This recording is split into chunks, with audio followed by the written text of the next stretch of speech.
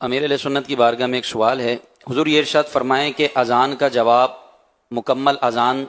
دہرانا ہی ہے یا اس کے علاوہ بھی کچھ ایڈ کرنا چاہیے اذان کے جواب میں؟ اپنی طرف سے ایڈیشن نہیں ہے، اس میں حدیثوں میں موجود ہے یعنی کیا کیا کرنا ہے۔ اللہ اکبر اس کا تو سیم ہے، اشہد ان لا الہ الا اللہ، اشہد ان لا الہ الا اللہ، یہ بھی جیسا مؤذن نے کہا ویسا کہنا ہے۔ اور اشہد ان محمد رسول اللہ صلی اللہ علیہ وسلم، اس میں یہ کہ جب مؤذن اشہد ان محمد رسول اللہ کہہ لے تو اب کہے صلی اللہ علیہ وسلم، اب انگوٹھے ہونٹوں پہ رکھ کر، یہ آواز ضروری نہیں، چومنے میں آواز شامل نہیں ہے، تو ہمارے چومتے تو یہ ہونٹوں پہ رکھے اور آنکھ پہ لگا کر، اب یہ خود یہ مطلب ہے اشہد ان محمد رسول اللہ کہے اور صلی اللہ علیہ یا رسول اللہ، یہ پہلی بار میں کہے،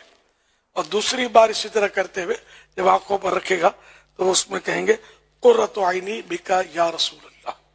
صلی اللہ علیہ وسلم، قرۃ عینی بکا یا رسول اللہ۔ پھر اور بھی اضافہ اس میں، قرۃ عینی بکا یا رسول اللہ اللہم متعنی بالسمع والبصر، یہ مختلف دعائیں منقول ہیں، یہ بڑے بڑے علماء لکھ کے اس کو در مختار میں ہے نا، در مختار رد المختار میں، دونوں میں در مختار کی شرح ہے رد المختار، یہ وہ کتاب ہے جن کا نام لیا نا، یہ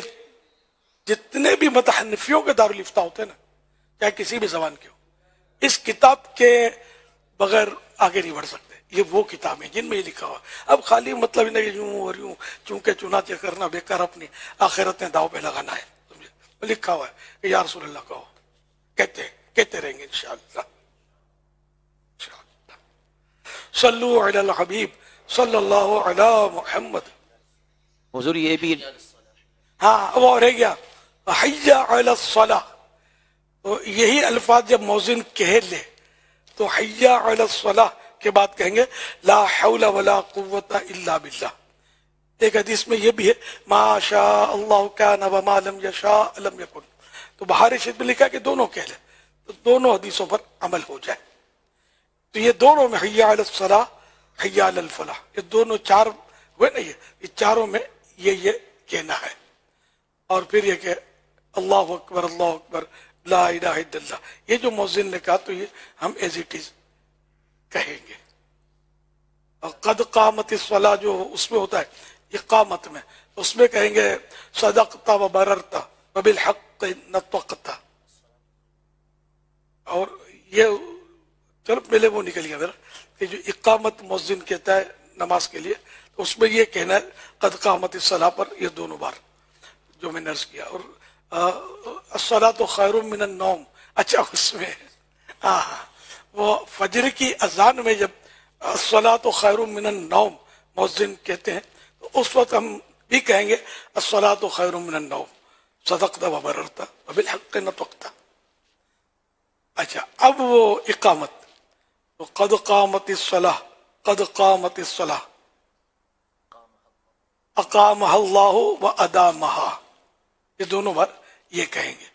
اقامها اللہ و ادامها۔ اچھا مؤذن کے لیے مستحب ہے کہ وہ اتنا گیپ دے کلمات اذان میں کہ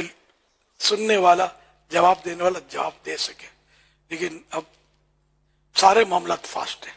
نماز بھی تو فاسٹ ہی پڑھ رہے ہیں، ٹک ٹک تو جہاں میں آتا ہوں تو یہ اذانیں بھی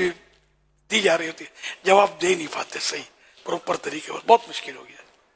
اب اگر مؤذن اتنی دیر لگا گا اذان میں تو مؤذن بدل دیں گے، مسجد والے تو آدھے گھنٹے تک یار مائک ہی نہیں جوڑتا تو اذان ہی دینا نہیں آتی، اتنا مطلب معلومات کی اتنی کمی ہے کہ جس کی انتہا نہیں۔ ہم لوگ کیا کریں، اذان نہیں دے سکتے اتنی دیر تک کہ لوگ خلاف ہو جائیں گے۔